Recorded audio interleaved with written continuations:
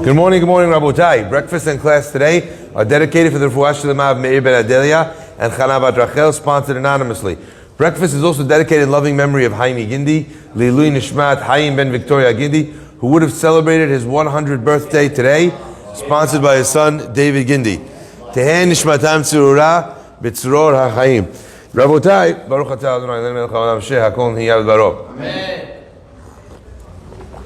Our parasha tells us an amazing idea. The parasha begins and tells us that when a person is, it teaches us a great idea through the story of Yaakov Avinu. Esav offers Yaakov at the end of this week's parasha. He tells him, "Look, now we made up. We kissed and we made up. We hugged and we made up. No one wants to kill anybody. Great. Let's travel together. Let's get a timeshare together. You know." We're going to start an apartment building, you and I, with all the kids. Fantastic. Right? Yaakov Avinu says, Mechila, I can't really put, you guys are in horses, you're warriors. I have little kids, I have sheep. You push them for one day, and chalas, you lost the whole flock. So I can't travel at your speed. I need to travel at my speed, at a rate which is comfortable for the kids and for the sheep of everything. So he says, "You go on ahead. I'll catch up to you later." How many times have you ditched someone with those words, right? No, go. I'll see you downstairs. I'll meet you at the bar. I got you. Don't worry. Yeah, I can't wait. It's going to be great. I'll see you at the restaurant. Chalas, you're not going nowhere. You're going to sleep. Okay. So unfortunately, Yaakov pulls a fast one over Esav, and he ditches Esav, and he doesn't want to travel with him. Now, why doesn't he want to travel with him? Why? What's the reason why he does? It sounds amazing. If you ever had a security detail that was better than Esav and his 400 warriors, I don't know what it is. Vikings would run from them, right? You understand? So it sounds like a great plan. Yaakov is traveling, just him and a bunch of his children. Who would not want to have that kind of a military procession? I remember once when I was my wife was due to give birth. As I'm driving through the streets of Manhattan, we had the baby in Mount Sinai. So there's a cop car sitting on the side of the road. So I thought this would be a great opportunity. I rolled down my window. I'm like, "My wife's giving birth. Could you give us an escort?" Right? Meanwhile, I'm the dib because I was flying 100 miles an hour. Now I'm driving behind the guy at 27 miles an hour with his lights on. Hazaku Baruch. Empty streets in the middle of the night. It took me longer to get there with the police escort. Okay? So Yaakov Avinu, just like me, you don't want the police escort. Chalas, he says, you travel on ahead. Why doesn't he want it? The answer is expressed very succinctly in the words of Pirkei Avot. It says, Oy l'rasha, oy l'shecheno. Woe is to the evil person. Woe is to the neighbor of the evil person. Okay, the idea is that a person is always they always through their exposure they are influenced by the people that are around them. So one of the great sayings goes, "Tell me what you've done, I'll tell you who your friends are." Yeah, if a person surrounds himself with people who are relax, they don't do anything, they don't work, everyone's unemployed, you're going to be unemployed too. Right? If you surround yourself with people that are hungry, that want to make an impact, that want to want to do great things, you're in that mindset. And by the way, it's true in Gashmiyut and it's true in Ruchaniyut also. If you're a smoker and you hang out with a group of smokers, it's almost impossible to quit.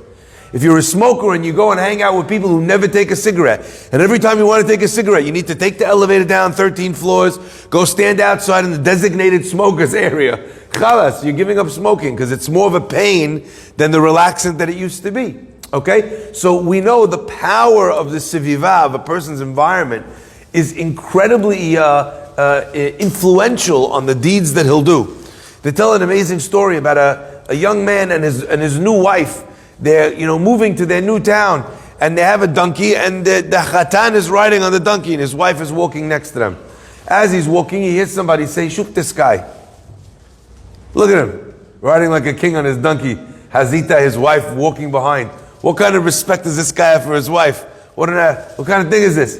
Anyway, the guy, as he's riding now, he feels like a dib. So he gets off the donkey, he puts his wife on the donkey, carries on. 2 minutes later, they pass a couple old guys. The old guys look and they say, look at this moron. His wife's on the donkey. He's walking behind the donkey. This is how his marriage is going to be. You know, she's always going to be taking advantage of him. This guy, the guy feels like, you know what? He goes, they're right. He goes, you know what? He says he takes his wife off the donkey. You know, and the both of them are walking now. As they're both walking, people stand by and say, look at this moron. He has a donkey over here walking, and him and his wife are walking behind it. He says, you know what? Him and his wife get on the donkey. Anyway, as they're walking, they pass by some guy from PETA. The guy's like, cruelty to the animal. What kind of thing is this? They're like, you know, until finally, the guy decides the only option he has left is him and his wife are walking, and the two of them are holding the donkey. Right? As they walk past the last group of people, the people look, shuf, 3 hamorim. You know, 3 donkeys you got over here, right? You can't win. But unfortunately, it is human nature to always be influenced by the things that people say. And the problem is that if you're paying attention to other people's compasses, you're never going to be heading in any direction, never mind even in the wrong direction. You'll be, shot from one corner, super left to super right to middle to, there's no ability to be able to set and chart your own course. So Yaakov Avinu tells Esav, thank you very much, we have to be very, very careful. The word for a friend is chaver in Hebrew.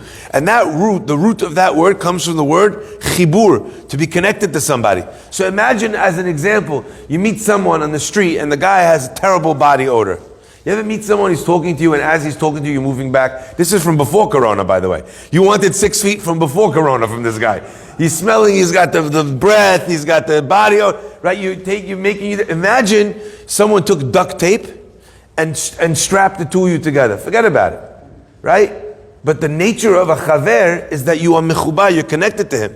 So think twice, not just about body odor, but also about how the person speaks. Are they swearing all the time? Are they cursing? That's going to have an effect on you. What kind of marriage, what kind of children do they have? Are they going to have an impact on your wife, on your children, on the way you treat your wife? We can't help it as human beings, but be influenced.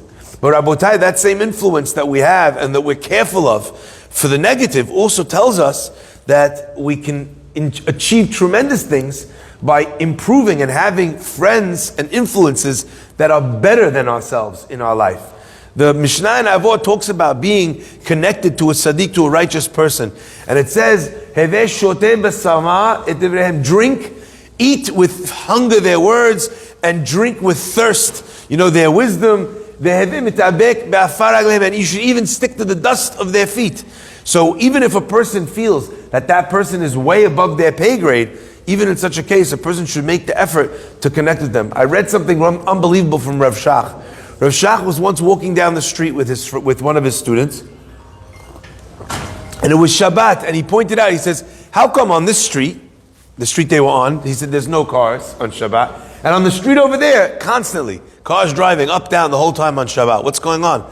The boy said, the reason is because over here we're in Bnei Barak, religious area, Hayu Mesubim Bnei Barak, and over there, right, Hayu No Hagim B'Ramat Gan. So they were leaning in Bnei Barak, but they were driving in Ramat Gan. The boy says, this street's in Bnei Barak, that street over there is already Ramat Gan, that's a less religious neighborhood. That's why there's no cars here and there's cars there. Rav Shach said, you're wrong.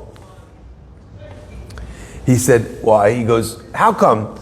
You meet a guy completely chiloni, completely non-religious.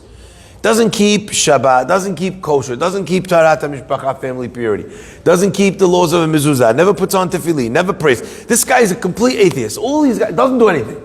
And yet, this same guy that doesn't believe in God, that won't do anything, suddenly it comes to Yom Kippur, and he's fasting, and he's in the shul. Why? If you don't keep any of those, why are you keeping this? And if you're keeping this, why don't you keep any of those? And Rav Shach said something unbelievable.